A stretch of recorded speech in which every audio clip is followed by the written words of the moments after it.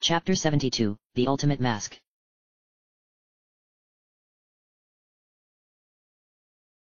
The Legend of Sunset Shimmer, Majora's Mask. By Ganondorf 8. September 25, 2017. Chapter 72, The Ultimate Mask. Midnight Sparkle. I never would have imagined that she had survived after being consumed by twin mold. When it happened back at the Stone Tower Temple, I truly believed she was dead and that Sunset Demon could finally rest in peace. But, Midnight Sparkle proved that she was like a cat in that she had more than one life. To have survived against being digested by a giant insect sounded impossible, yet she did, and now once again positioned herself as a threat to what I was trying to achieve. She could have chosen to simply not continue on with this senseless grudge and lived out her life, but instead she chose to throw it away in her bid to end mine. If there was a saving grace for me in all of this, it would be that Midnight Sparkle was nowhere near as threatening as she once was. The dark power she had absorbed had become lost to her, and much of her regular power, her equestrian magic, was also lost, leaving her with barely anything. Even her physical body had been shattered and was nothing more than a pale shell of what it once was. I doubted she could last long in a physical confrontation against me, and a magic-based one was out of the question, as Termina prevented either of us from using equestrian magic. That left her resorting to enhancing the abilities of monsters that were native to this world. She had done this several times throughout the Stone Tower Temple, and whilst I did overcome her twisted challenges, she continued relying on such a tactic in hopes I would eventually die, thus leaving her with one less problem to deal with. But, I proved myself to be quite stubborn and refused to let her defeat me like that. My greatest fear at the moment was that she would enhance the iron knuckle that was waiting for me further ahead in this gauntlet Ember had created for me, and I would be unable to defeat it. No. I didn't blame Ember for setting this up. She didn't know that Midnight Sparkle had infiltrated this place and chose to personally get involved, knowing that I would have to overcome the challenges that lay ahead in order to reach the Dragon Lord who was waiting at the end. It's not like she was bothered by it, as Ember was someone who wanted more action and couldn't care less how it happened so long as it did, resulting in her getting entertained. No wonder dragons were viewed the way they were back in Equestria. Their behavior and those of ponies were like night and day, complete opposites on every conceivable level. The Iron Knuckle. Of all the monsters that I had fought in both Termina and Hyrule, this was the one that gave me the most problems. Sure, it was classified as a monster because of how there was more than one in existence at any one time, yet it was stronger than most boss monsters. Such a thing shouldn't have been possible, and yet the Iron Knuckle proved that a regular monster could possess power that rivaled beings deemed leaders of others. Whenever I had to fight one, it resulted in me almost getting myself killed. I had potions on hand because of being prepared due to how strong it truly was. No monster should have power like that and be able to use it without losing control, yet the Iron Knuckle had that in spades. Fortunately, I had a much stronger sword than what I used last time when I fought one deep below the graveyard. I had an even stronger one than that in addition to improved defenses, so in theory, my chances of success were good. But, because of Midnight Sparkle now being a factor, she could make the Iron Knuckle into something far worse than anything I had ever faced before. Majora's Mask was merely a stone's throw away given that I just needed to reach Ember, yet Midnight Sparkle could potentially end everything here. Breathing several times to calm my nerves down, I knew that I had to face the problem at hand eventually. I couldn't run away now, especially since I was so close to getting my hands on the ultimate mask, that which had been the main reason behind my helping those who needed it, alongside it being the right thing to do. Without it, defeating Majora's Mask was an impossibility, though I was merely speculating this.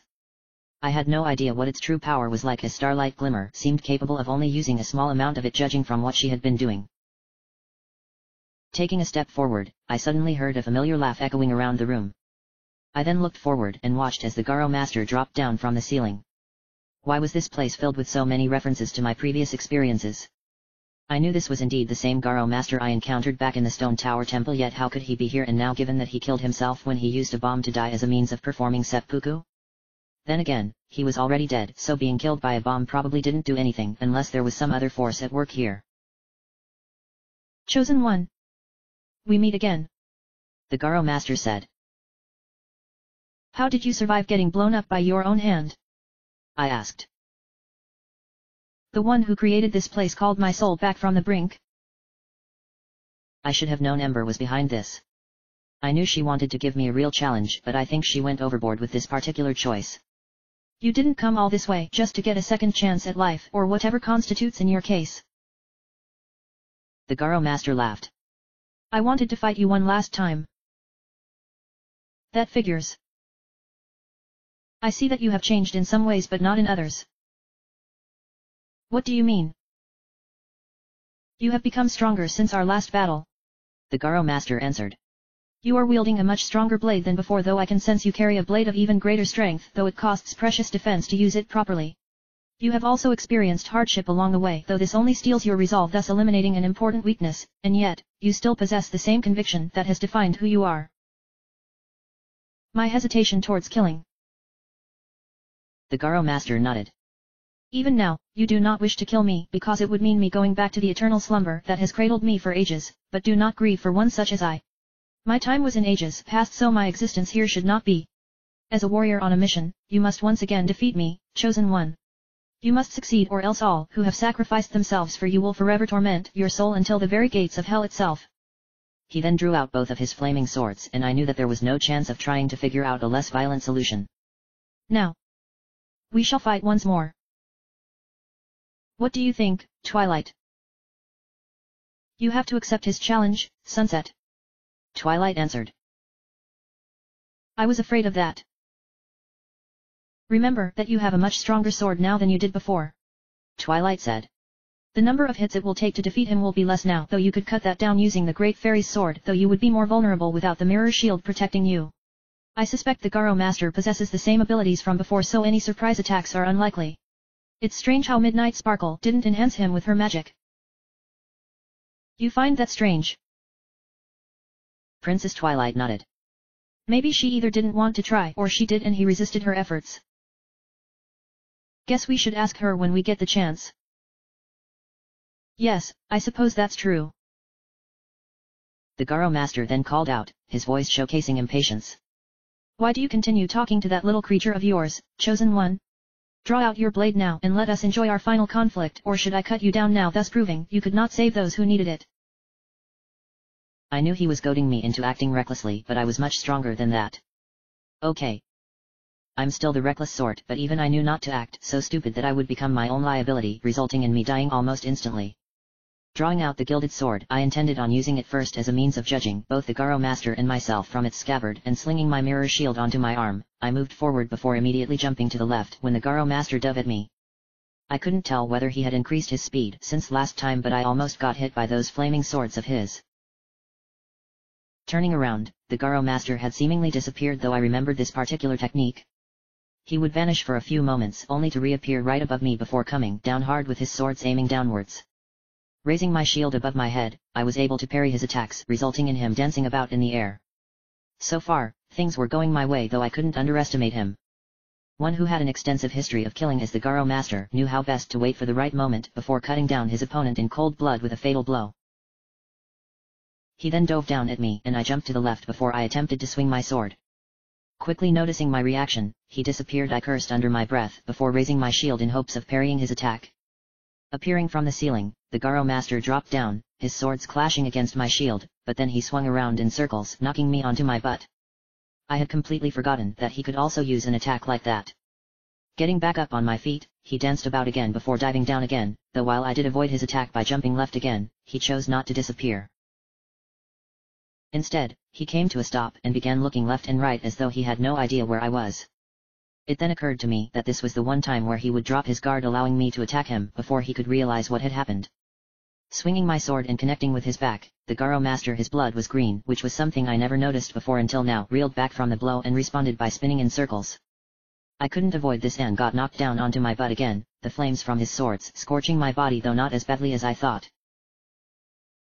Dancing about again, the Garo Master dove at me, which I avoided like before, only this time he disappeared before he had finished and dropped down from above before I had the chance to raise my shield to deflect his blades. Both swords struck each of my shoulders, causing me to drop onto one knee, though I managed to keep a hold of my equipment, as dropping them would have meant acknowledging my weakness in his eyes, not to mention being at his mercy. I guessed his skills adapted depending on who he was fighting, enabling him to come up with strategies on the fly, and that meant I needed to adapt as well. The Garo Master dove at me again, and I decided to remain where I was rather than jump to the side. Just as he was about to make contact with me, I raised my shield to deflect his attack, causing him to drop both of his swords, where they scattered in different directions. Seizing upon this advantage, I struck him again using a jump attack, and he reeled back as his blood gushed forth before he scrambled to pick up his blades. I could tell that he was getting exhausted, though it could also be a ruse designed to make me lower my guard whilst he took advantage and cut me down in the confusion. Your blade cuts deep, chosen one. That's because my sword was re-forged into a stronger weapon. A blade can be as sharp as anything, though it is useless in the hands of an inexperienced warrior. How do you view me? The Garo master laughed. You are a warrior, chosen one, but you are different from those that the Garo killed during the war in Akana Kingdom. They fought valiantly and never once questioned their purpose or hesitated when it came to fighting. I'm my own person. You are a reluctant warrior. I knew that I was when it came to fighting. Throughout my entire life, the only thing I ever did was use magic when I was a unicorn, an attempt to pass myself off as a human upon my self-exile from Equestria by adapting my life to their mannerisms. As a bully, I proved to be very confrontational out of wanting to make sure my plans were never derailed by anyone who thought they could deny me what I wanted. After reforming, I chose to avoid getting myself involved in any conflicts because of having a volatile temper.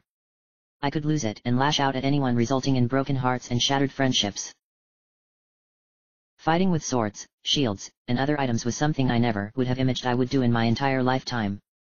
Equestria was a fantasy world where mythical creatures abound, though there was never any fighting unless something serious occurred, such as war. My journey in both Hyrule and Termina have opened me up to ideals I never would have considered before, but at the same time I am reminded that I am not a lover of violence. Fighting was a necessity and nothing more. I would never love it like the Garo Master, and doing so would be the ultimate act of betrayal against everything my life had become. But, I also knew that I had to do things even when I didn't want to. I knew that I had to stop Majora's Mask, and that meant killing monsters that were blocking my path. Hey. I sounded like a hypocrite sometimes because I would say one thing and contradict myself on something else later. Perhaps being under so much pressure made me utter lies and half-truths to myself without even realizing it. The Garo Master called me reluctant as a warrior, and yet he was completely right about it. I am reluctant as I think things could be solved without fighting, but he could never understand that as he was an assassin, one who killed without mercy and without a conscience guiding him. Putting my sword and shield away, I switched over to the Great Fairy's sword. What do you make of this then? I asked as I stumbled a little due to how heavy this sword truly was in comparison to the other one. I should have practiced with this one more often before using it in battle. I can't allow this to drag on any longer than it already has, so I have to end this now before time runs out and we all end up joining the dead. The Garo Master laughed. A gutsy maneuver if I ever saw one. I may be reluctant, but I know when I need to get things moving. To use the blade of the Great Fairy is no simple feat. I was surprised. How do you know of the Great Fairy? She has existed for centuries. The Garo Master answered. She has existed since before the Akana Kingdom was founded, though she refused to do nothing and allowed the kingdom to become consumed by its own petty squabbles until nothing remained of it. I am glad that she chose to stay her hand, as it meant I could kill as often as I wanted without fear of her getting in the way. But enough about that. If you wish to fight without defense, then so be it. This next strike will finish you. But can you hit me? Of course I can. The Garo Master laughed as he picked up his other sword and was ready to continue. Remember what I said about how a sword is useless in the hands of one who is inexperienced in battle? Perhaps my words will ring true even now. You may wield a blade that has no equal, but can you control its power? I suppose we shall find out in mere moments if you are genuine or merely false. Jumping to the sky, the Garo Master began dancing about whilst I prepared myself with the Great Fairy's sword. While I no longer could use my shield to deflect his attacks like before, I should do just fine so long as I don't lose my composure. He then dove at me with both swords, and I jumped left only to discover that using the Great Fairy's sword resulted in a sharp decrease in speed. He was able to knock me down onto my butt without even trying before coming to a stop off in the distance. I got back up onto my feet and tried to get over to him, but he took to the sky and I lost my chance. I knew using this sword would be difficult, but I never imagined it would be like this. I had to wait for the right moment to strike, even if it meant taking a necessary hit in the process to secure victory. No doubt Princess Twilight was going to scold me for taking such a reckless blow when this was over, but she surely had to realize that I was trying to finish this before it could go too long and allow Midnight Sparkle to do whatever she was planning further ahead. If anything, I needed to focus on my current opponent whilst keeping her presence on the fringe of my mind. The Garo Master dove at me again, and I chose to jump a lot sooner to make up for the weight of my sword. I succeeded in avoiding him, only for him to disappear, which meant I was about to get attacked from above. Sure enough, he appeared right above me and dove straight down, his blades sinking into my shoulders again, and I dropped down to one knee whilst he took off again. Despite the damage I had taken, my body was relatively fine where I didn't feel the need to use a red potion. I definitely would when it came to the iron knuckle waiting for me somewhere up ahead in this place. Diving, the Garo Master flew right past before disappearing and I immediately ran in a random directions in hopes of avoiding his next attack. He reappeared above moments later only to strike nothing as I had gotten out of the way. It appeared that when he performs his attack, he couldn't change directions nor cancel it until it was finished. I could use it to my advantage though I wished it was something I had used during the previous battle. The Garo Master took to the sky again and dove at me where I ran to the right. My sword slid along the ground making a rather annoying sound and he stopped some distance before looking for me.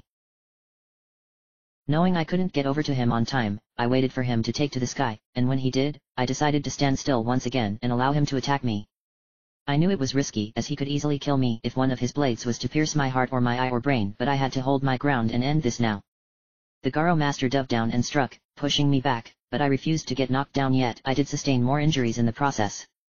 He was surprised that I took the blow instead of dodging, but before he could figure out what my intentions were, a swing of the Great Fairy's sword was enough to defeat him.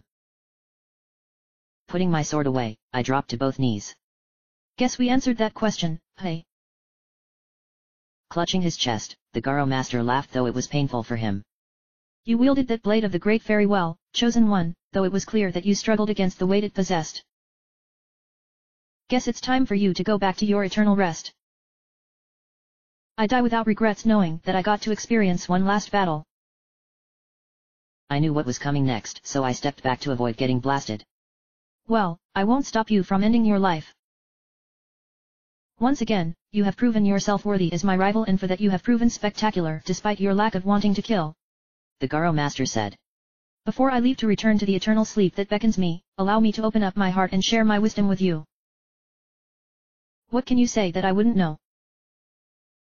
About traps that lie ahead. I blushed. Oh. Ahead of you are decayed walls that look to be brittle. The Garo Master said. A normal means of explosives will not work, so you must use the unconventional. If you have the necessary item, the traps will not prevent you from reaching your goal, but do not despair if you did not bring what is needed. There lies treasure ahead of what you need, though few exist, so use them wisely or else this journey ends. I had an idea as to what he was saying, but I needed more information. What kind of item is it? The Garo Master laughed. Do you think I would reveal something like that? The Garo may reveal some information out of respect, but much we choose to take with us to the grave to prevent our enemies from learning our secrets. You must figure out my meaning on your own, chosen one. He reached behind his back, took out a bomb, lit it, and placed it down by his feet before looking up at me. I have shared what I know, so I shall end this by taking my final bow. Not once do I regret the choices I made in life, even if they lead to a path filled with darkness. Die I shall, leaving no corpse, for that is the law of the Garo. With that, the bomb exploded, engulfing the Garo Master, and when the smoke cleared moments later, there was nothing left of him. In a way, I could understand why he chose not to reveal everything he knew. He had a duty that had transcended time. He made it a long time ago and was determined not to go against it for the sake of his pride. But what was said was easy enough to figure out, and I was fortunate I brought it along. His words vaguely referred to Bombchu, an item I had yet to use in this world, but why Ember would include puzzles that involved Bombchu remained a mystery. In any case, the puzzles weren't going to be an issue for me. I'm not surprised that you were able to overcome that assassin again. Midnight Sparkle said, her voice echoing about. So you were watching the entire time? Twilight asked. I wasn't going to miss seeing Sunset get her butt kicked. Now I'm not surprised. I wanted Sunset to suffer a lot to the point where she would die. Midnight Sparkle said. But, it seems that once again, she was either very lucky or somehow possessed the skill to overcome that creature, though I attribute her success to the former as she clearly lacks skill given her performance. Then why don't you fight me yourself? I shouted. You know I won't get my hands dirty if it means letting someone else have the fun. I scratched my head. That didn't make sense. Someone of my superior intellect should never have to get involved in a conflict. Midnight Sparkle said. That is where underlings are necessary, as they will take the brunt of the pain while those like me sit back and watch the entertainment. But, don't think that I am sick, depraved, or twisted just because I like to use others as pawns. You did the same thing yourself a long time ago, Sunset Shimmer. You used others to do your bidding while you took the glory for yourself. Now do my words make sense? I slowly nodded my head. I knew that I did horrible things when I was a bully, but I eventually made up for my mistakes. I called out. At least I corrected the mistakes I made, enabling me to forge friendships for the first time in my life. Unlike you, Midnight Sparkle, you continue going down the same dark path that I once traversed and show no signs of truly understanding what it means to be a person, to be a human. Midnight Sparkle laughed. That's rich coming from a unicorn. Yes, I am aware of what you really are, Sunset. It was something Sunset Demon mentioned to me when we were traveling around this world together, when we still desired to see our dreams become reality. At first, I questioned her words, as the thought of a mythical creature changing into a human was ludicrous, but then the pieces started coming together and I realized that you were a pony, from a magical world. I mean, it was obvious when I opened up those tears between this world and Equestria when I acquired my power, but you can't blame me for taking a while to clue myself in. You'll never change. Guess we have to agree to disagree then. With the Garo Master defeated, the doors have been unlocked, so I am coming for you, I said. I know that I shouldn't allow my temper to get the best of me, but you've clearly pushed my buttons way too many times. I'm going to do what should have been done after you were defeated during the friendship games. And that would be defeat you to the point where you never return. We'll see if you can back up your claim soon enough. As Midnight Sparkle's voice disappeared, Princess Twilight looked at me with concern in her eyes. You know what I am going to say to you next, Sunset, so please allow me the opportunity to speak my mind. I know you want to defeat Midnight Sparkle, especially after everything she has done in the past, but don't let hatred consume your heart. It would break my own heart if you resorted to such hatred. I gently smiled, whilst wincing a bit because of my shoulders. I know, Twilight, but she can't be allowed to get away with what she's done. I was honestly hoping she would give up her ambition to acquire equestrian magic and simply live out her remaining time in peace, yet clearly, she has refused this and instead is determined to succeed, even if it means dying in the process. What do you mean by her remaining time? Judging from her current condition, I'd say she has maybe a few weeks left. Princess Twilight's jaw dropped in amazement. You can tell. I nodded. After almost getting myself killed in similar situations during this ordeal and the last one, I know what it's like to be on the verge of death. Sunset Demon was in the same position when she appeared before me in Hyrule, a broken body, her power vastly drained from what it once was, and on death's doorstep. She could have lived out her remaining time without fighting, but that's not what she did. She goaded Ganondorf Lord Tyrek at the time, resulting in her death before my eyes. Midnight Sparkle is going through that right now and is making the same mistake Sunset Demon made by thinking she can still be effective. I didn't know. If I can, I want to prevent Midnight Sparkle from suffering that fate, I said. I want to see if I can get her to change her life with what little of it she has left. To see her die as a result of vying for her twisted desire would be just catastrophic, so I'll do what I can in hopes she gets a peaceful resolution. If she is beyond saving, if there is nothing I can do, then I will have no choice but to do what I must. Whatever you decide to do, I'll be there to provide support. It then occurred to me that I had no way of reaching the now unlocked door on the other side of the room. Where it was located was on a high-up ledge that I couldn't reach without using a ladder, so at first, it looked like there was nothing I could, but then a small treasure chest materialized at the ledge's edge. I knew I could use it to pull myself up there by latching onto it with the hookshot, yet why did it appear after my conversation with Midnight Sparkle instead of before? I thought it odd at best, but then I never could figure out some of the more obvious tropes this world was known for. Taking out the hookshot and aiming it up at the chest, I fired the chain where it sank into the wood before pulling myself up to the upper ledge where I landed behind it. Turning around, I was about to kick it open when I realized that I needed to open it up from the other side. It wasn't really that big of a deal for me, but it would have been nice had the chest materialized with the lid facing the door to save me a few seconds. Slowly moving around until I reached the other side, I kicked the chest open and took out 30 arrows. I was honestly expecting something else, but I could always do with more arrows as their utility was immense in scope. With that out of the way, I walked back around the chest, up to the door, and opened it to enter the next room. In here was another gossip stone staring at me, though a powerful aura could be felt coming from the door before me. I knew that waiting for me on the other side was an iron knuckle, and I couldn't delay any longer. I really didn't want to go any further out of fear that it would kill me, as I knew I had to continue for the sake of Termina.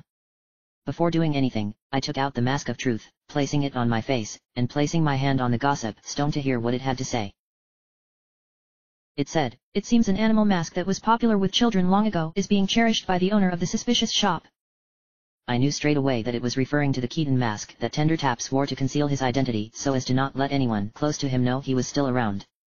But I didn't think that Iron Will of all people would cherish it given his questionable motives sometimes, but he did say that he gave the mask to Tendertaps a long time ago by purchasing it from someone. Wow. I just realized I had completely misjudged him all because he dealt with thieves on a regular basis. Iron Will. I am sorry for my outburst during our initial encounter. Putting the mask of truth away, I walked around the gossip stone and opened the door. Upon the iron bars closing down as I entered the room, I knew that I was going to be in for the fight of my life. Looking ahead, my entire body froze upon seeing the iron knuckle itself, and as I suspected, it looked different. Its golden armor had been replaced with red armor, making it look enraged from head to toe, but what was surprising was that it was missing its axe, the one part of the monster that was the worst part. Aside from that, it simply stood there like a statue, but I knew it was a ruse designed to make me drop my guard. Then I realized. The missing axe. I slapped my forehead. You've got to be kidding me. Why did you slap your forehead? It doesn't have its axe. Princess Twilight breathed a sigh of relief. And why is that a bad thing? Without that axe, there is no way it will be able to hurt you, Sunset, unless it could use its own body as a weapon, though I personally doubt it can. This might turn out to be much simpler than expected, thus your hesitancy towards this creature was completely unfounded and was a case of personal fear. I shook my head. No. It has its axe. Then we must be looking at two different things. All it needs to do is snap its fingers and an axe will appear in its hands. Well, that's one way of doing it, I suppose. I can tell that Midnight Sparkle has already made alterations based on its color alone, I said. Normally, they either have gold armor with white chest plating, or gold armor with black chest plating. This thing is red all over, a clear sign that she has enhanced its color, not to mention its power. I can sense the power coming from its body, Twilight, and I'm scared to death because it could potentially kill me with one blow were it to unleash that power. Seeing that look on your face is priceless, Midnight Sparkle said. I looked around to see where her voice was coming to no avail, so then I looked up at the high-up ledge that housed the exit, and sure enough, she was standing up there though her condition had worsened. You're right in that I've used what little dark magic remains in my body to strengthen this strange creature. It is now more powerful than ever before, and its axe can crush your body to pieces if it wanted to. Unfortunately, I couldn't apply too many alterations as without magic and a strong enough body, there was only so much I could do. Why did you use what magic you had? Twilight asked. You could have used that to keep yourself alive until you could regain your strength. Keep it for myself, Midnight Sparkle asked. You must be joking. Why would I want to do something like that on a useless corpse? No need to degrade yourself. Sighing, Midnight Sparkle let go of her arm and more blood trickled down from it onto the ground by her feet. I appreciate the sentimentality, Your Highness, but my body has been damaged far too much to allow me to continue going on. Think of me as merely ticking away my remaining moments until death eventually comes for me and takes me to the eternal rest that claimed Sunset Demon. That's why I wanted Sunset to suffer against that assassin.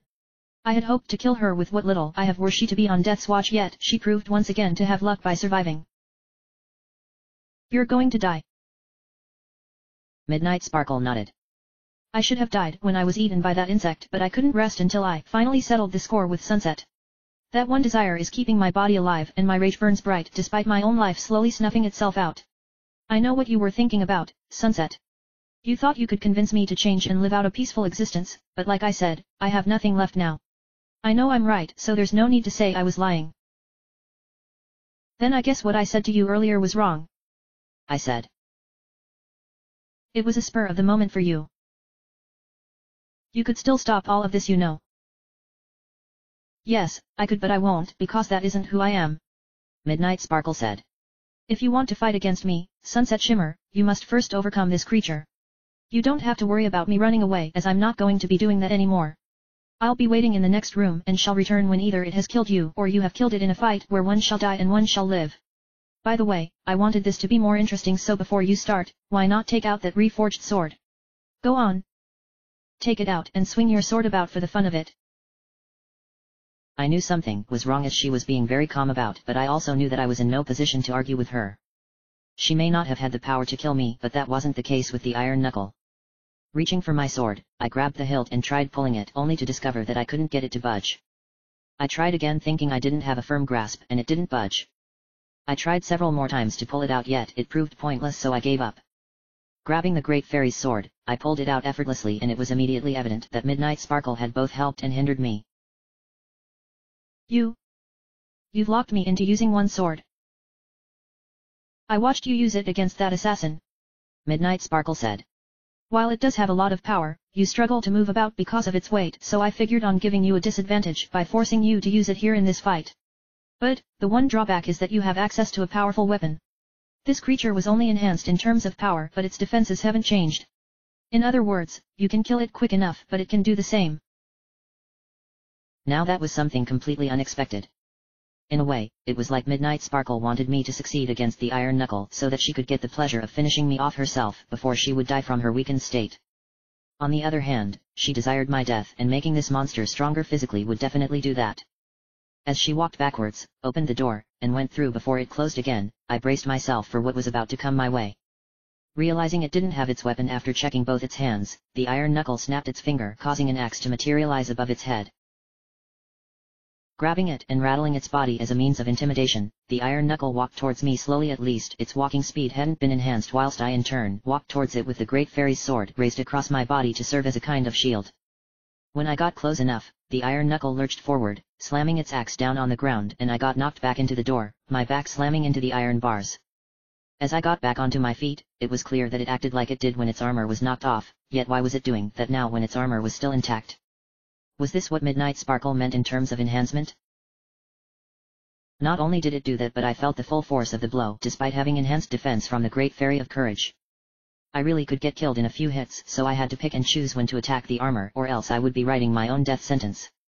The Iron Knuckle lifted up its axe and began walking slowly towards me again, and since there were no columns I could hide behind, there was nowhere I could be safe and plan a countermeasure.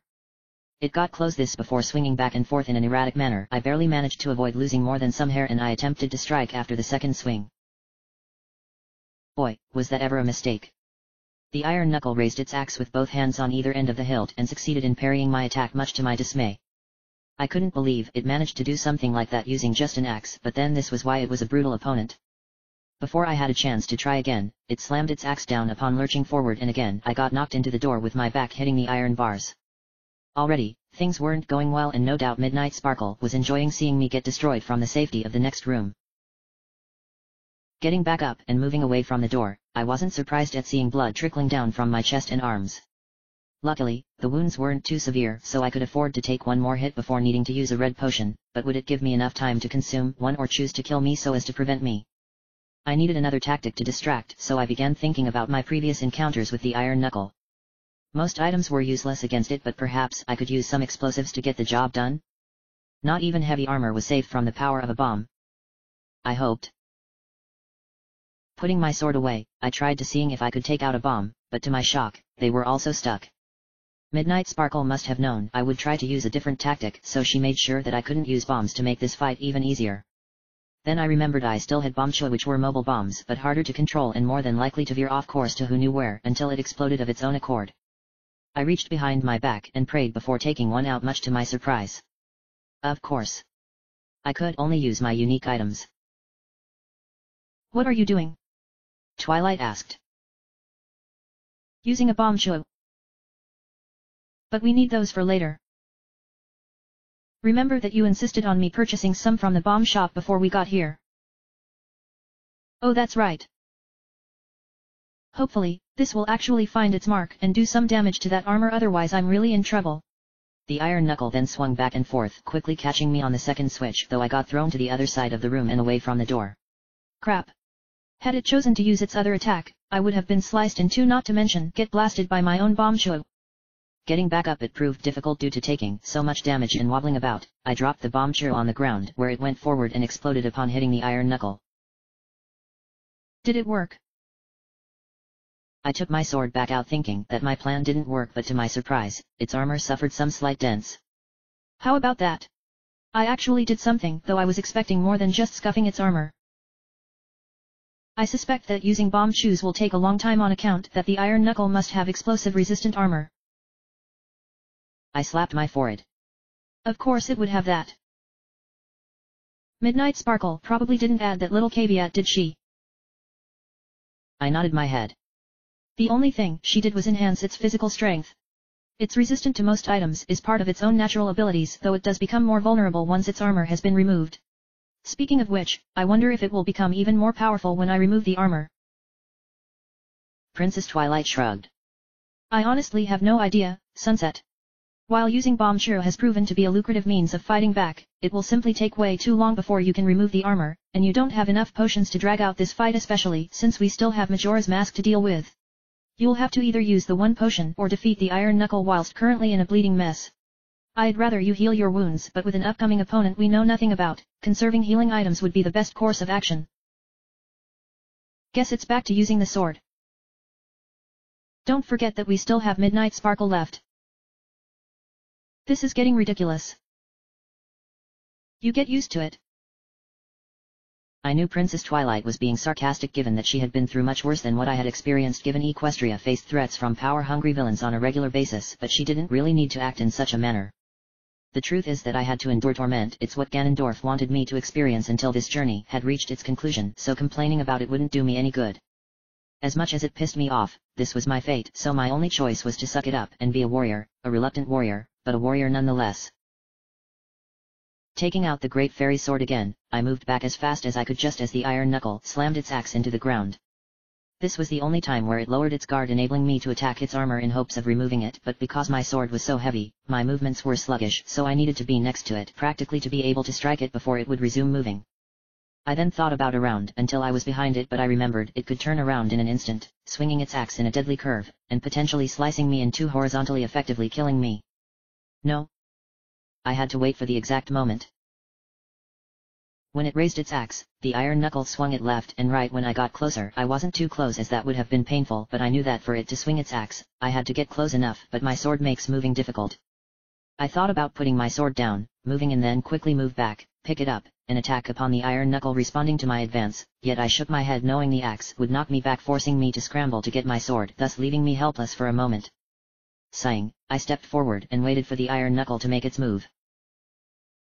It chose to slam its axe on the ground, but it only grazed me instead of inflicting a fatal wound. Again, I cursed the fact that I could only use the Great Fairy's sword, but I then had a thought on how I could use this to my advantage. One thing I hadn't used often enough was the jump attack, which inflicted twice the damage. Given that my current weapon was stronger than anything else, one jump attack would be devastating to all but the strongest of monsters. Yet, my speed was hindered because of the weight of the sword, so I needed to strike just as its axe connected with the ground. This was going to be nothing short of a miracle. The Iron Knuckle swung its axe back and forth whilst I kept my distance, and when I got close enough, I quickly jumped back, my sword clanging along the ground, making an ear-piercing scraping sound that made me want to rip my hair out just as its axe slammed into the ground. In that brief moment, I performed a jump attack, and to my surprise, its armor fell off, exposing its weak point, though I knew it would now fly into a frenzy. At first, the Iron Knuckle didn't know what to make of its sudden loss in armor, but it soon resumed attacking by running at a brisk pace before lurching forward even further and smashing my body with its axe. My entire body felt like it had just gotten ravaged because of the severity of the blow. Luckily, it wasn't enough to kill me. Had I been a smidgen of an inch closer, it would have been instant death, yet it was enough to send me flying into a wall before I slumped down and landed face first. Princess Twilight didn't need to say anything as she knew I was gushing forth blood at a rapid pace, but then this was why I had red potions on hand to prevent myself from succumbing to severe injuries. Reaching behind my back, I took out a red potion but quickly had to get up and move as the Iron Knuckle ran up and swung its axe back and forth. Putting away my sword again, I ran across the room whilst clutching my chest in hopes of preventing too much blood from gushing forward, and I uncorked the bottle before consuming its contents. Already, the magic began taking effect and the blood stopped flowing, though the wounds would take some time to heal properly. It didn't matter as I could now continue, but I knew I couldn't afford to waste another potion as I needed them for what was my true opponent. Putting the now empty bottle away behind my back and turning towards the Iron Knuckle whilst drawing my sword, I waited for it to get close enough so that I could strike. What are you doing? I'm taking the fight to it now. Are you crazy? Twilight exclaimed. I know that it's more vulnerable now without that armor protecting its weak point, but you'll still get heavily damaged should you get hit by its axe again. Why not switch back to the bomb shou and just continue using them until it goes down? Sunset? Sunset, are you listening to me? It was clear to Her Highness that I was in my own world listening to my own advice on how to deal with the situation. I'm listening. It doesn't look like it to me.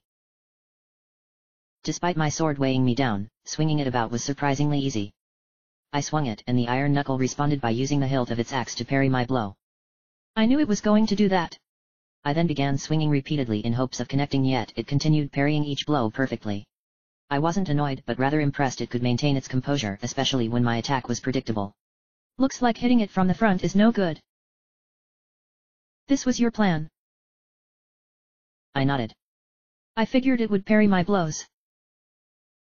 What surprises me is that you're actually parrying with it, Twilight said. The iron knuckle is supposed to be stronger than usual thanks to Midnight Sparkle's enhancements, yet you act like nothing really changed. If anything, the first time you attempted this should have resulted in your sword breaking or at least cracking in places. Maybe what she did wasn't as strong as she let us believe, meaning you can win with a well-placed jump attack. I didn't think of it like that. Midnight Sparkle is barely holding on and is using whatever magic she still has, Twilight said. Her enhancements to this monster's must have been in the form of its color being changed and the axe blade itself being more powerful. On its own, it's still just an iron knuckle but with a new color scheme. I wish that I had noticed this before but didn't until you started doing this parrying assault. If you can swing your sword at just the right time, you could disrupt its momentum and follow up with a jump attack to finish it off. Assuming the weight doesn't get to me. All you can do is try. Sorry if you thought I wasn't listening. Princess Twilight shook her head. No. I need to remember that you are capable of making your own choices, Sunset. You always turn to me for guidance, and even though I enjoy helping you out, I've learned that you can achieve anything just by relying on personal instincts.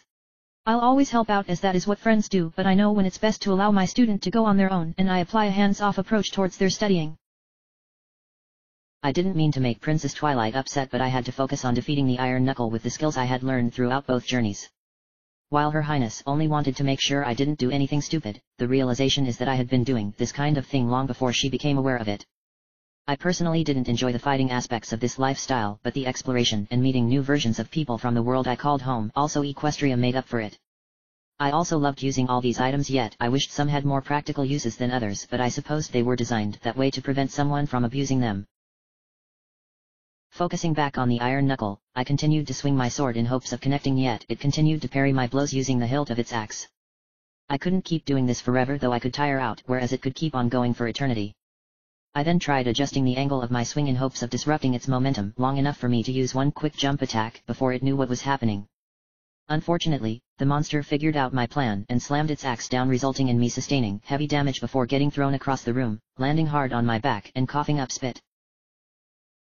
Getting back up, I wouldn't be right now if not for the red potion. I looked at Princess Twilight and she smiled, indicating that I needed to keep doing what I was doing in hopes of defeating the iron knuckle, though it looked like it wasn't going to end well if it succeeded in hitting me like that a few more times. Smacking both sides of my face before picking up my sword, I walked towards it and swung as hard as I could, but again it parried my blow using that hilt. I had no intention of going through another pointless exchange where I would sustain more heavy damage, so I jumped back before performing a jump attack. Again, the iron knuckle parried my blow, though it was pushed back a little due to the force behind it. That was the momentum I was looking for, so I followed up with another jump attack that connected, resulting in it gushing forth blood, but not enough to defeat it. I honestly thought my blow would be enough, but the iron knuckle proved to be resilient whether it was protected or not. I didn't want to take any more chances, so before it could get up, let alone react, I struck it again by swinging my sword horizontally, and that ended up being the final hit I needed, much to my sweet relief. Dropping its axe on the ground, the iron knuckle then fell to its knees in agony before burning away to nothing. The door on the upper ledge then unlocked along with the one behind me, followed by a small treasure chest materializing in front of me, yet nothing else happened, leaving me wondering how I was supposed to progress. Looking around to see if I had missed anything, I noticed a gossip stone on each side of the door, so I knew to use the Mask of Truth to listen to what they had to say, but it still didn't give me any answers. But upon checking out the walls and ceiling, my eyes caught something most unexpected.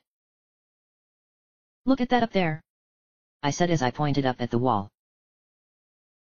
Princess Twilight looked in the direction I was pointing at. "That part of the wall is cracked. The decayed walls that the Garo Master was talking about." She then floated back and forth in deep thought until she reached a conclusion. "It's a good thing you brought those bombshrew along, otherwise we wouldn't be able to continue. If you place that on the ground at just the right moment, it should blow up that crack in the wall upon reaching it. This might require a few attempts to get the timing down, but you've got enough bombshrew for roughly 30 or so attempts. Do you think there could be a switch behind it?" Most likely, which would explain why you got arrows earlier. I should open that chest first. If it contains any more bombchu, it will give you some extra attempts. Walking over to the chest, I kicked it open and took out 10 bombchu.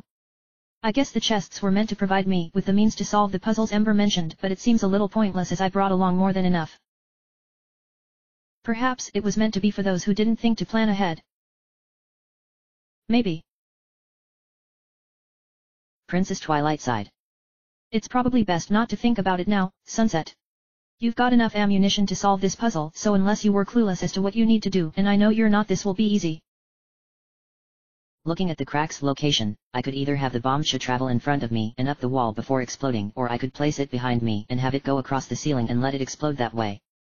Both options were correct, resulting in the crack being broken, but I didn't want to have to waste any more time than absolutely necessary. Thinking it over for a few moments, I decided it would be best to go with the first option of having it travel along the ground. Before taking one out, I made sure to get as close to the wall behind me as possible so that the bombchu had enough distance, or else it would explode before reaching its target. Taking out a bombchu, I placed it on the ground and watched as it began moving. Unfortunately, I had no control of it once it went off, so hopefully it would stay the course instead of going in a completely different direction. To my dismay, the bombchu went off at a weird angle on the wall and went straight to the left until it exploded moments later. Stomping my foot due to not positioning myself properly, I took out another one and placed it on the ground before it went on its way.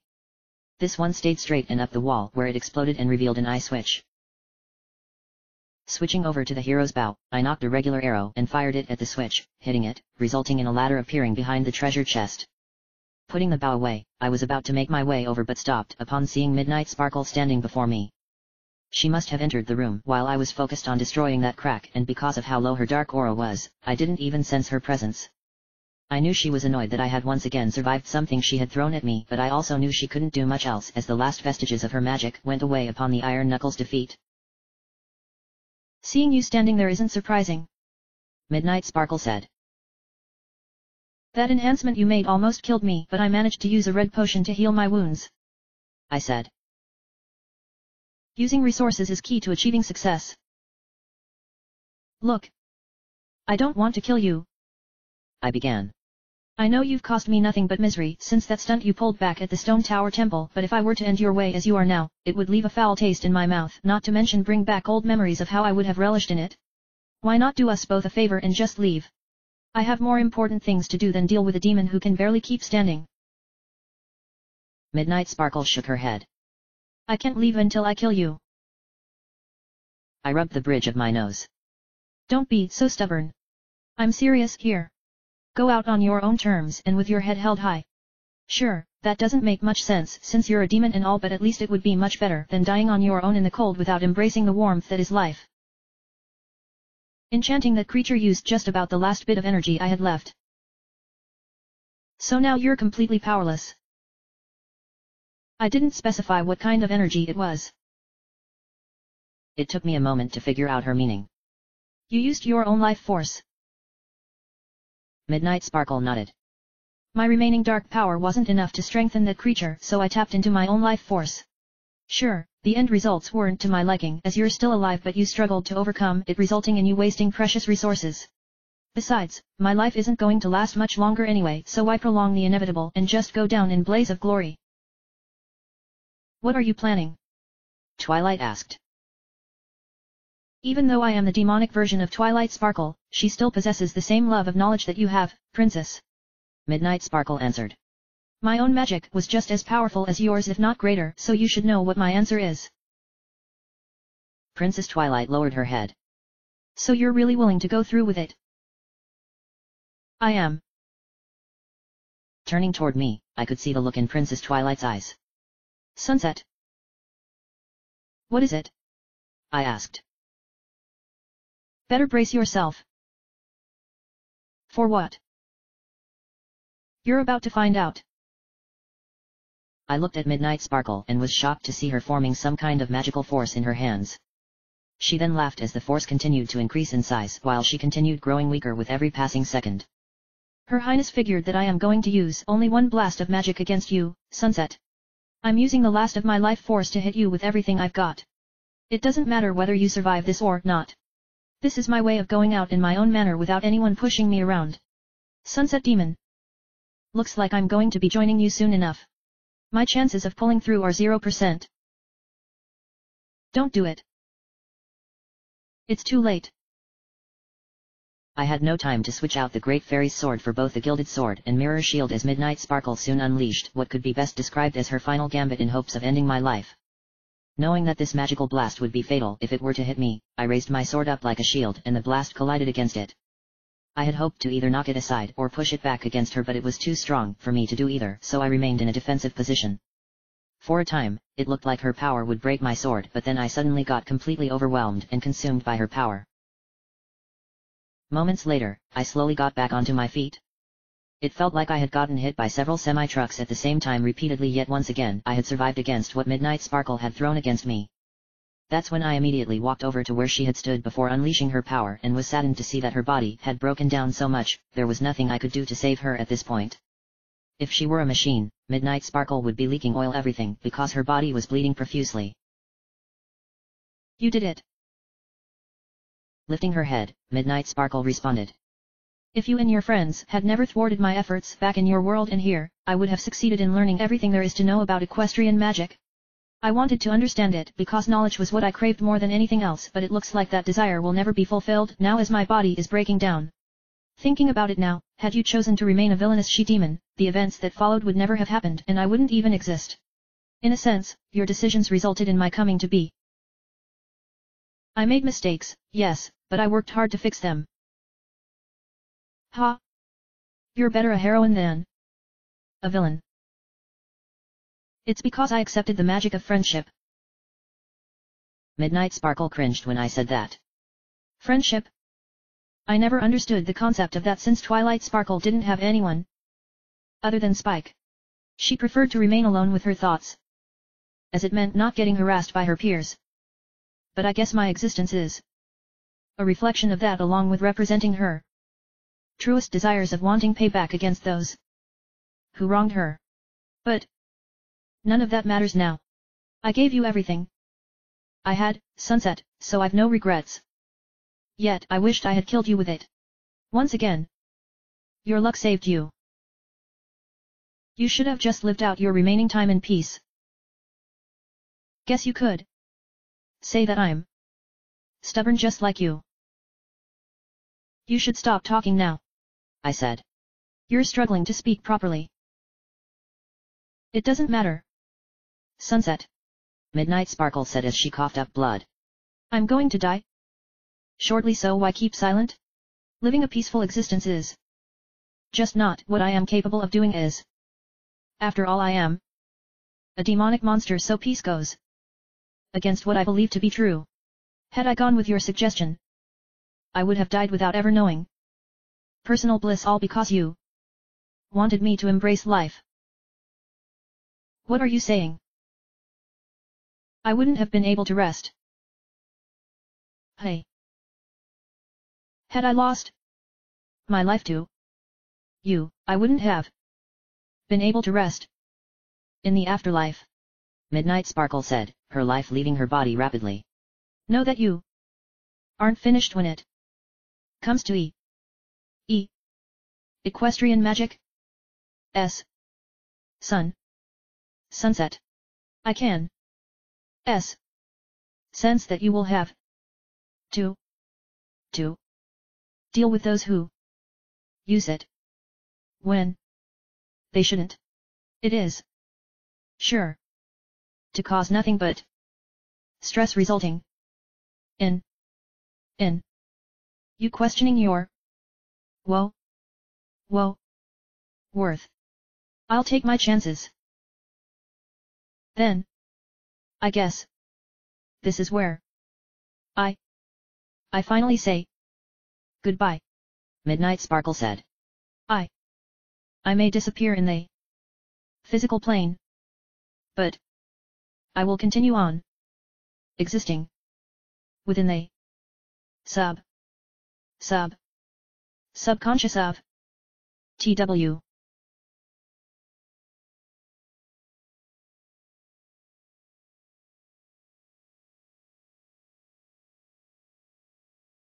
Stepping back and lowering my head out of respect, Midnight Sparkle closed her eyes and her body slowly burned away to nothing, leaving behind an outline.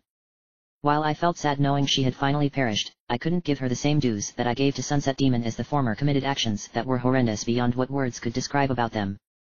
Perhaps in another life, her fate would have been different. Knowing there was nothing more I could do around here, I climbed up the ladder, took out the Mask of Truth, put it on my face, and placed my hand on the gossip stone to the left of the door. It said, "It seems the girl who smells of the ranch has a mask that only adults have." I knew this stone was talking about Romani's mask, though it was Applejack who gave out the mask to those who proved themselves worthy to be adults, not Apple Bloom, despite being named after the ranch, the term in a version of her. Despite being old enough, I appreciated the acknowledgement. I then walked over to the other stone to see what it would say. Placing my hand on it, it said, "He who plays music as he travels about seems to have a mask that animals follow obediently." I knew it was referring to the Bremen mask, seeing as I gave it to Ember to be able to come here. What Discord did to get his hands on it was deceitful, but at least his conscience was clear since he confessed with me being his witness. Taking the mask off and putting it away, I opened the door and entered the next room to see that a piece of heart was waiting for me along with another gossip stone. However, the door ahead of me was locked, so something needed to be done here so that I could continue. Looking at each wall, I found nothing out of place, but when I looked up at the ceiling, I could see what needed to be done. First, I grabbed the piece of heart, restoring my health and healing my wounds as the warmth embraced me once more. Then I walked over to the gossip stone, took out the Mask of Truth, and placed my hand on it, and it spoke. "She who is troubled by cold and hunger seems to have a mask that gathers voices to sing." If only I had used it when I had the chance, I could have seen something amazing, but Don Gero's mask became nothing but extra baggage necessary for the ultimate mask Starlight had in her possession. Taking off my mask and putting it away, I turned towards solving this puzzle. As this was a small room, I needed to position myself at just the right angle to destroy a cracked wall which was on the ceiling. Standing in the middle of the room, I took out a bombshell, placed it on the ground, and watched as it traveled along before going up the wall then the ceiling, only to miss its target and explode a short distance away. That could have gone better, so I decided to move closer to the wall behind me and see if I could go with a diagonal approach.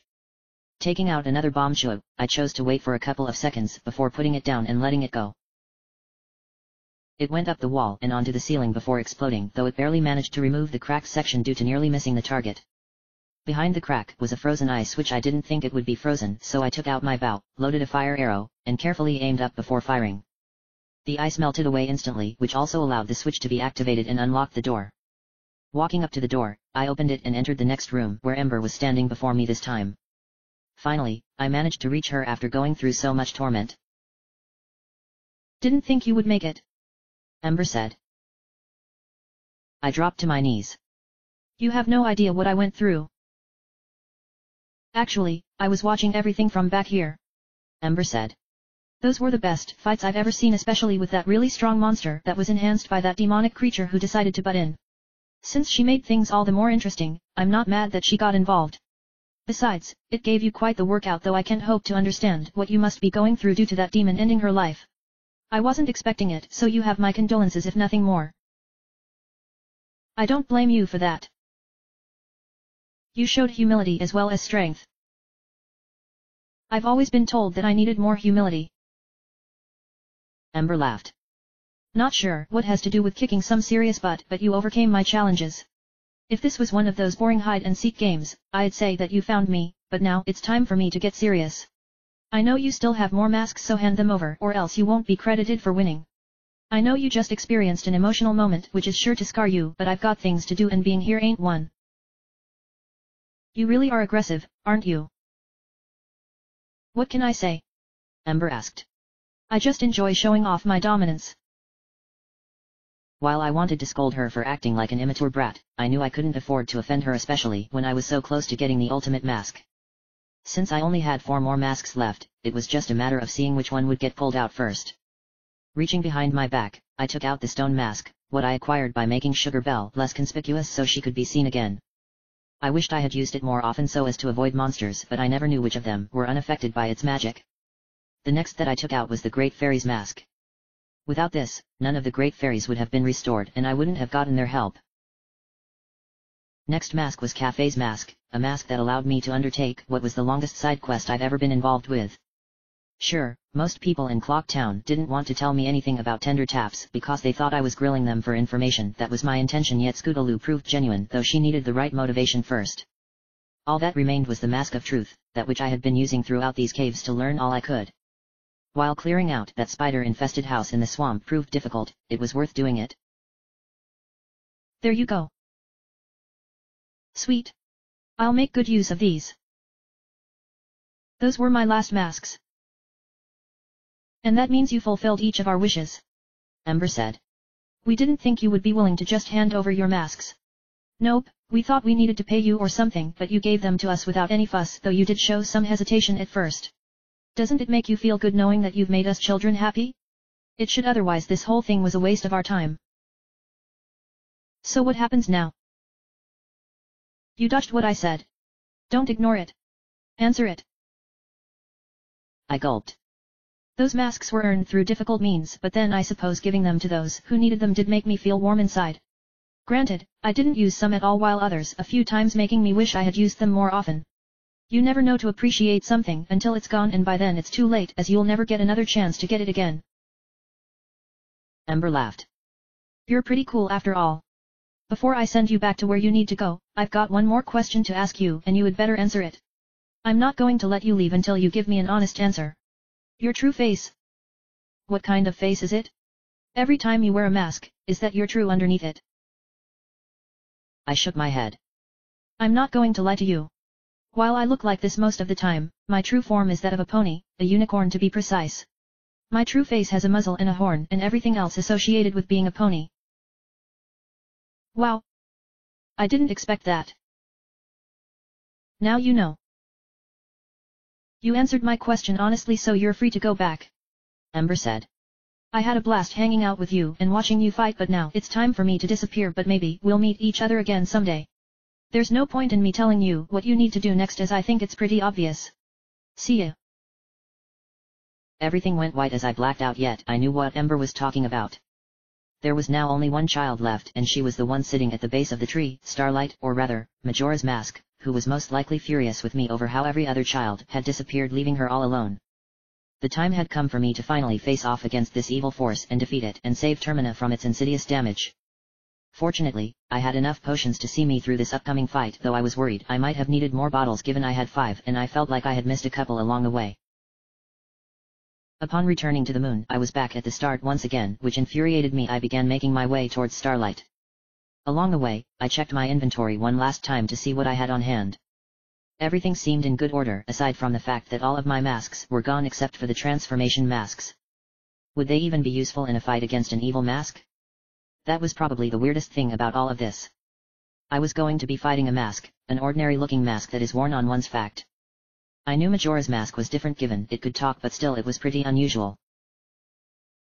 Are you ready for this, Sunset? Twilight asked. I shook my head. Not really. How come?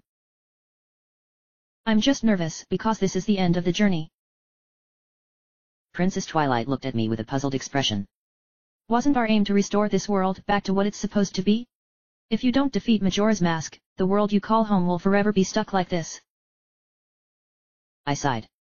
A part of me wants this to keep on going for as long as possible, Twilight. What? Don't think me as a fool for saying this, but this journey and my last one had me experience fantasy, monsters, and exploration. I said. Those were the kinds of things I used to do back in Equestria before I left. Now that I've gotten to experience them again, I feel conflicted about it. I know we need to fix things, but at the same time I'd love to be able to do this more often because I've gotten a real kick out of it. You should consider coming back to Equestria sometime. Twilight. You know I can't. Not yet, at least. I know.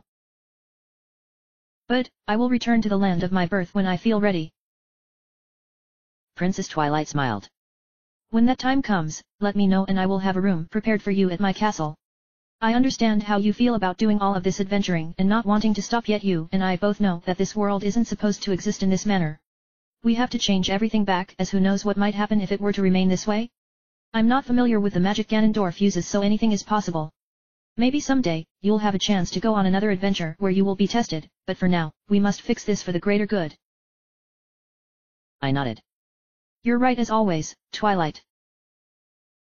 As much as I wanted for this to continue strange coming from me given all I had endured, I knew that this world had to be changed back to the way it was supposed to be, but first I had to not only deal with Majora's Mask, I also had to deal with Starlight and quite possibly Ganondorf when everything was all said and done. I definitely feared the latter because he would likely test me once again just because he enjoyed making me suffer. Shaking my head, I realized I needed to focus on Majora's Mask first as it was the immediate threat. I'll focus on dealing with Ganondorf when the proper time comes. Upon approaching the tree yet again, I stopped upon seeing Starlight looking at me. Everyone has gone away, haven't they? I nodded. Yes, I'm afraid so. You made them go away. They left of their own accord. But, you played their games and they left because you were finished with them. I'm sorry if I made you feel miserable. You should be. Starlight said. But, I have been thinking about this for a while.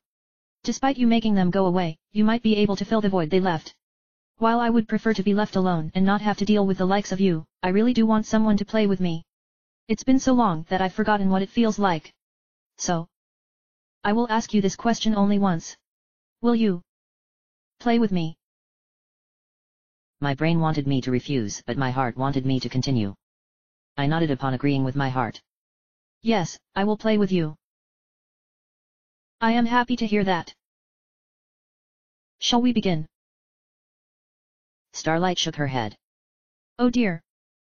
You don't seem to have any masks left to share. While you were sharing them with the others, I thought of you as being weak and that opinion would have retained its meaning had I played a game with you beforehand. She then got up onto her feet but kept her distance. But, the only masks I can sense in your possession are the ones that contain the spirits of those who died. I cannot play with one who only has masks like that, so let's try something else. We will still play, of course, but in a different manner than what I originally considered. What did you have in mind? Let's play a game of good guys versus bad guys. How does that work? Starlight turned her back towards me and was looking for something, but I couldn't see what it was. When she turned back to face me, she was holding in her hands a mask that bore a striking resemblance to my own face yet had slightly different colors and weird markings. Those masks of yours with the spirits are impressive, but if you were to use them, I wouldn't have any fun and neither would you, so I am giving you this mask instead. She then handed it over to me and I held it in my hands.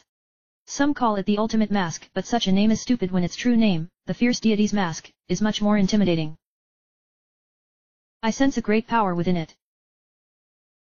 It is a mask that contains the spirit of a warrior who relied on the darkness to overcome her enemies, though some say she wasn't entirely human. Starlight said. Whoever wears it will become a demonic version of themselves but have full control over their actions. You could say that its power is pure evil, but who is to say really?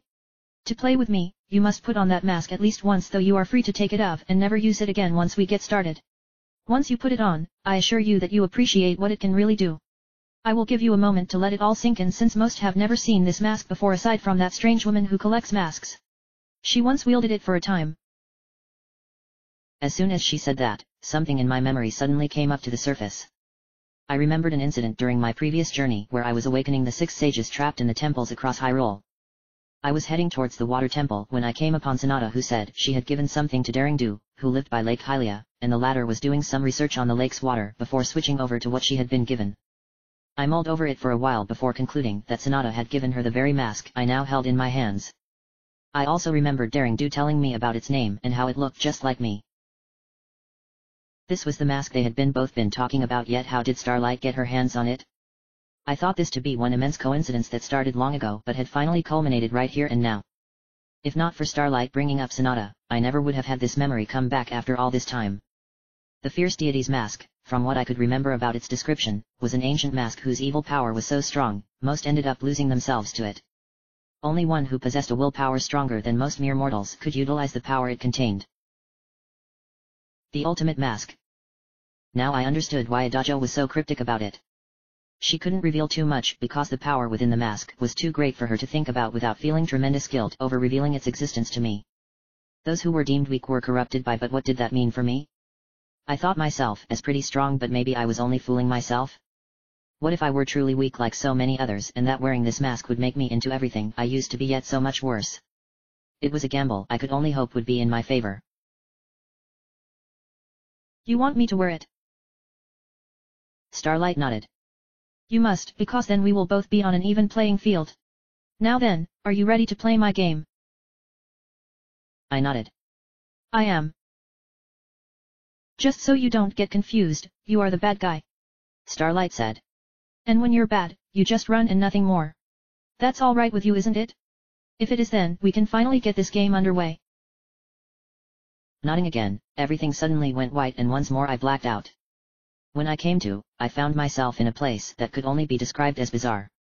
Everything appeared warped as though reality were attempting to break free from some kind of confinement, and there were strange large symbols located on what I assumed were walls, but I couldn't tell if they existed or that I was succumbing to the warping. The center of each symbol looked like something could be placed, but I couldn't even begin to imagine what that would be. That's when I noticed that something was on the symbol directly across from me on the other side of the room. I couldn't see what it was at first, so I squinted my eyes to get a better look, only to open them wide with shock upon seeing that I was looking at Majora's Mask. Starlight was nowhere to be seen, so I assumed her manifestation was no longer necessary for the mask, yet why did it look so much bigger than before? Suddenly, the ground began to vibrate, a reminder that the four giants were still holding up the moon to prevent Termina's destruction, so I needed to make a move and fast. What a strange place, Twilight said. You said it. I guess this is the site of the final battle. Yeah. What will you do? Hey. Are you going to wear that mask or not? I looked down at the fierce deity's mask that was still in my hand. The thought of being able to fight Majora's Mask on equal footing was extremely tempting, yet I feared I was weak and would become a new version of Sunset Demon. I don't know if I can control the immense power that's radiating from it, Twilight.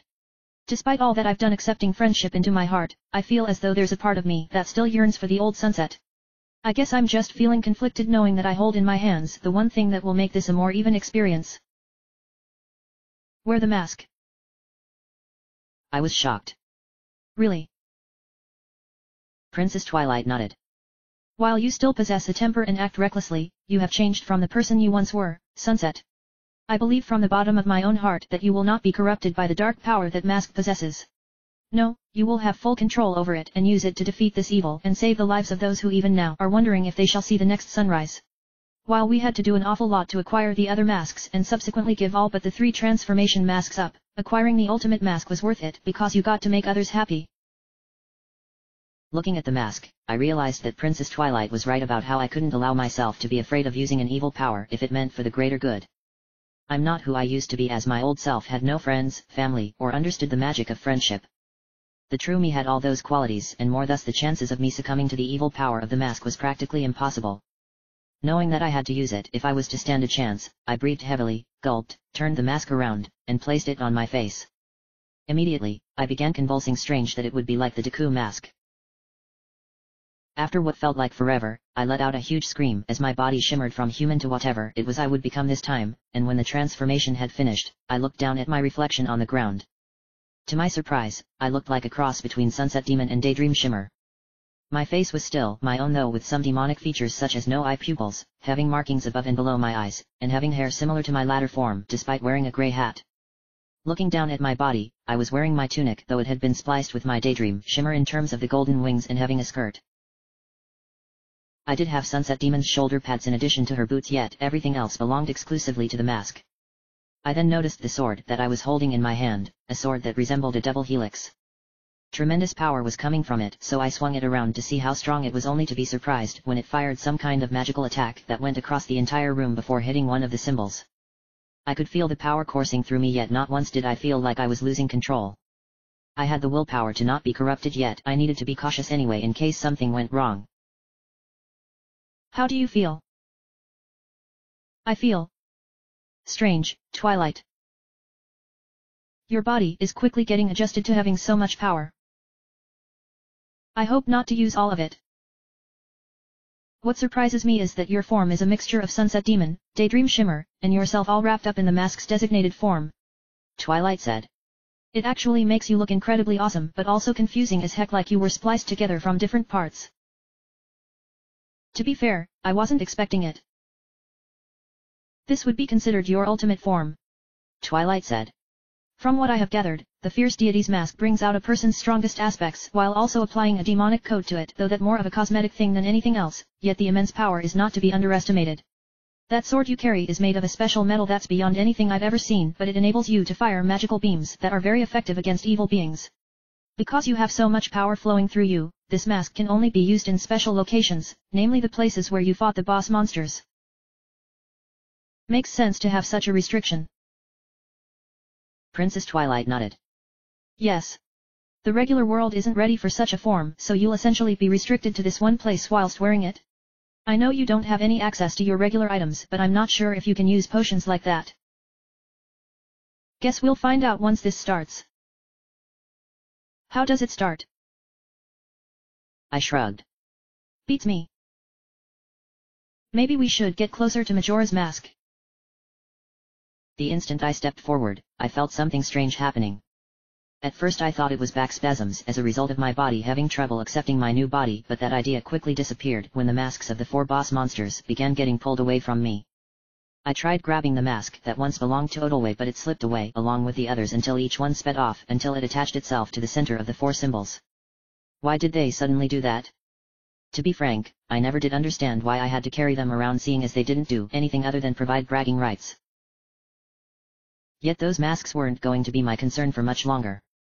As soon as the last one had attached itself, the eyes of Majora's Mask glowed as it shuffled before pulling itself off of the symbol it had been attached to. The spikes that ran down its sides began wiggling like they were alive, and I thought they were just part of the mask's design, yet the worst thing came when tentacles dropped down from behind it, which made me wonder if Starlight. I shook my head. No. That was something I didn't want to think about, as the thought was just horrific beyond all measure. Twilight. Are you seeing what I'm seeing? Princess Twilight nodded. You mean the tentacles coming out from behind it? I nodded. What kind of a mask is this? I'm not sure, but you need to focus on defeating it. How am I supposed to fight a mask? Those tentacles look to be rather sensitive, given that it keeps on looking in our direction as though it doesn't want to expose its behind. Twilight answered. I'd wager that you need to hit the mask from behind in order to knock it down to the ground where you can attack it further. With your new body, you can throw those magical attacks from your sword, but I suspect they consume magic power, so I wouldn't go overboard and fling them about without a care in the world. And the masks of the 4 bosses? Princess Twilight shrugged. I honestly have no idea, Sunset, but I wouldn't ignore them entirely. There was a reason why they suddenly left you like they did, so you should look at them on occasion as you focus on dealing with Majora's Mask. Majora's Mask began flying about, so right away I needed a projectile attack in order to attack it. I then swung my sword and a magical attack shot from it that collided with the mask, only for it to bounce off completely to no effect. The moment that happened, something within my mind began to stir, reminding me of how I often fought monsters who often protected their weak points by using either a shield or their own body.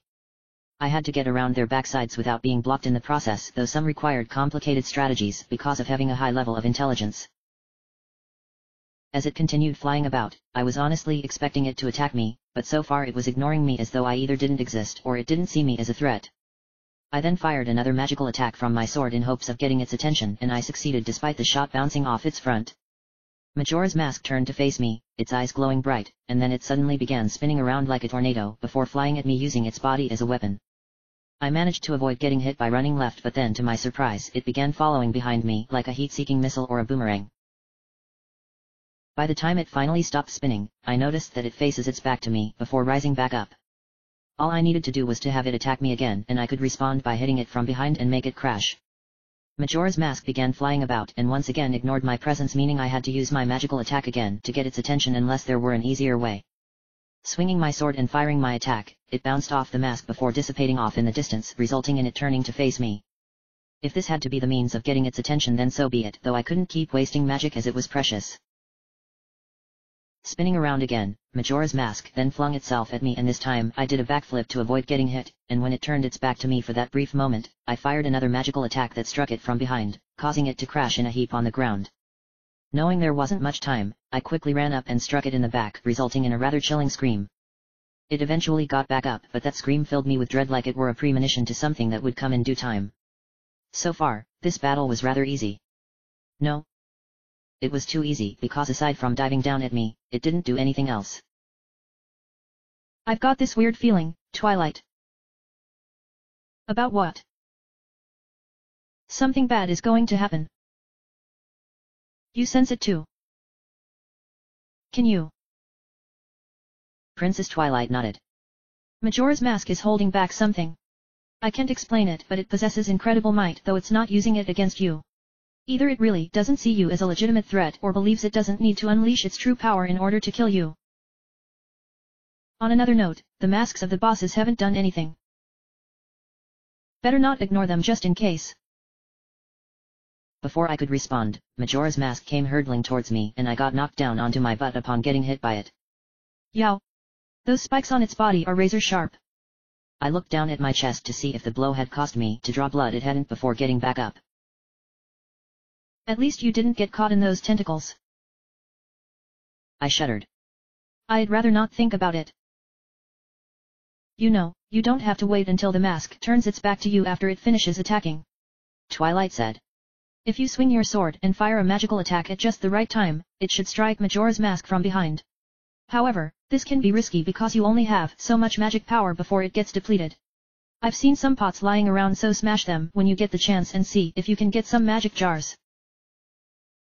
I should have brought along a blue potion at the very least, I said as I dodged another attack from Majora's Mask as it went flying by.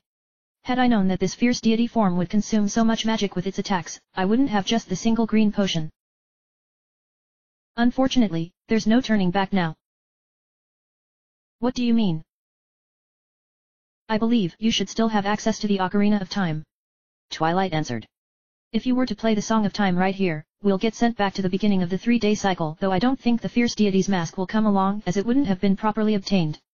What I'm saying is that you must defeat Majora's Mask to be able to claim it properly. Using it would be nothing short of a disaster, not to mention forcing us to go through that whole thing back on top of the clock tower again, so you're stuck with what you've currently got. I sighed.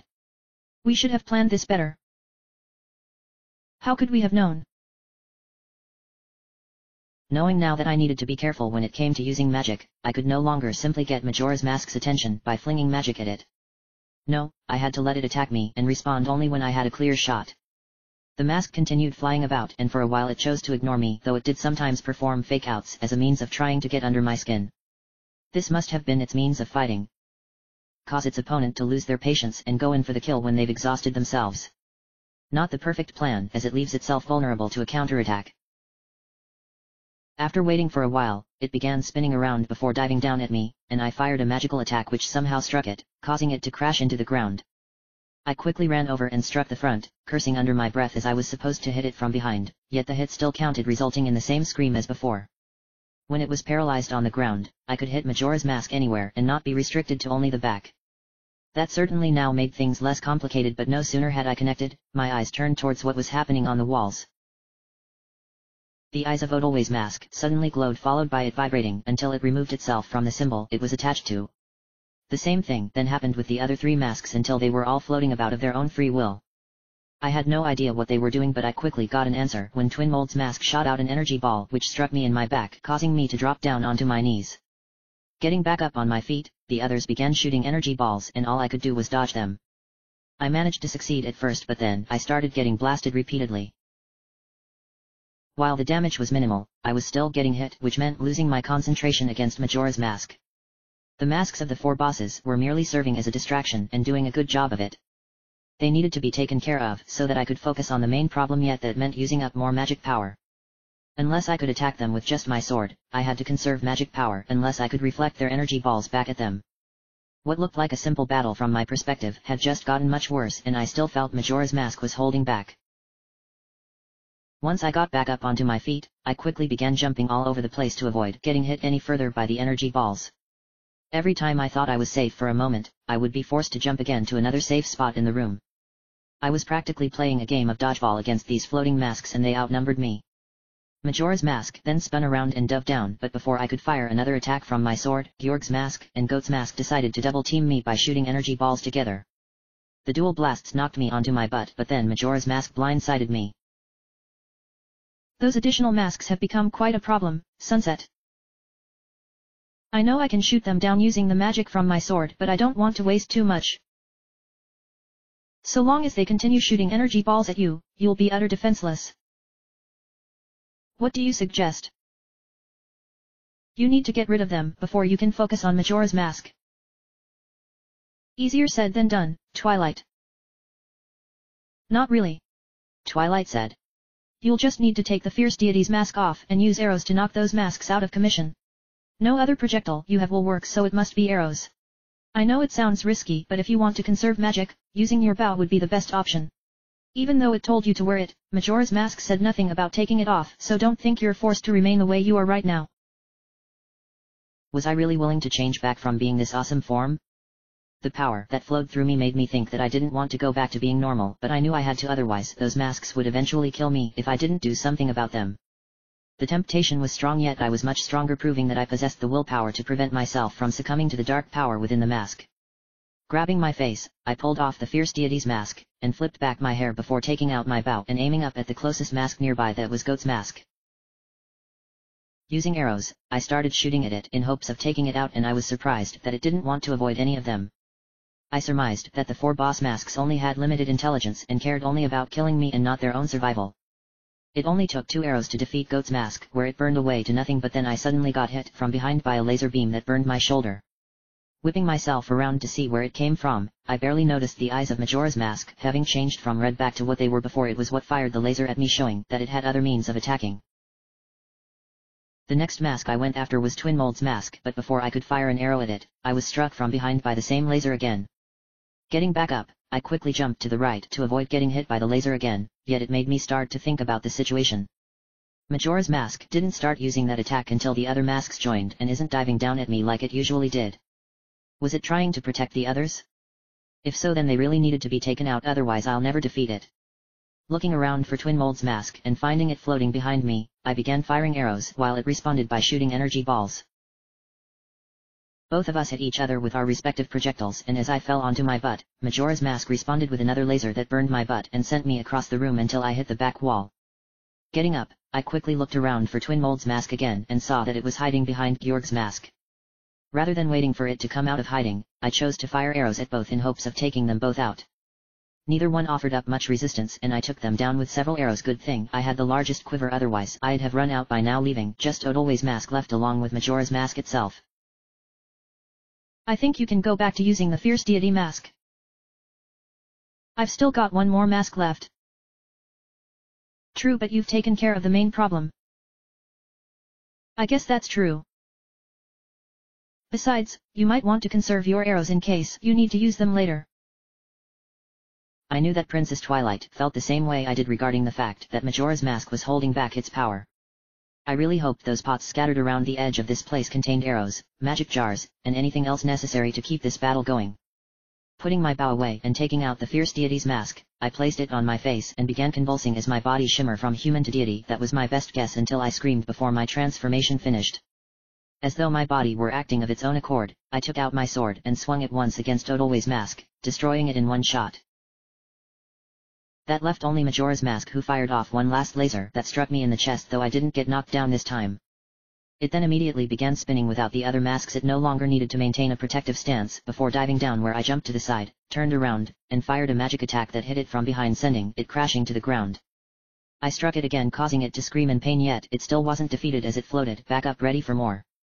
Majora's Mask's eyes then glowed, much to my surprise, as it fired its laser beam that burned my chest. Something fierce. Guess I was wrong about the whole defensive bit. While the wound was painful, it wasn't enough to kill me.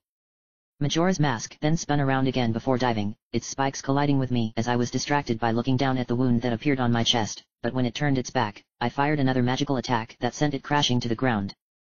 I decided to go with a jump attack this time in hopes of defeating it. I was afraid I would fire off some magic, so with a mighty leap and a swing of my sword, no magic came out. I struck Majora's Mask again, but it still wasn't defeated. How much punishment can a mask even take? I mean, it should have cracked after the first strike alone. No. I wasn't about to take any chances. Before it could get back up, I attacked Majora's Mask again with another jump attack, and this proved to be the final hit as its tentacles suddenly burst into flames. I believed this was the end of the battle, only to find it strange that it was floating towards the center of the room despite being in a critical state. My entire body then froze as I felt a great power coming from Majora's Mask, a power I knew was there deep below the surface, a power that was now coming forth. As it floated in place, the mask began shaking, and that's when something unexpected happened. End of chapter.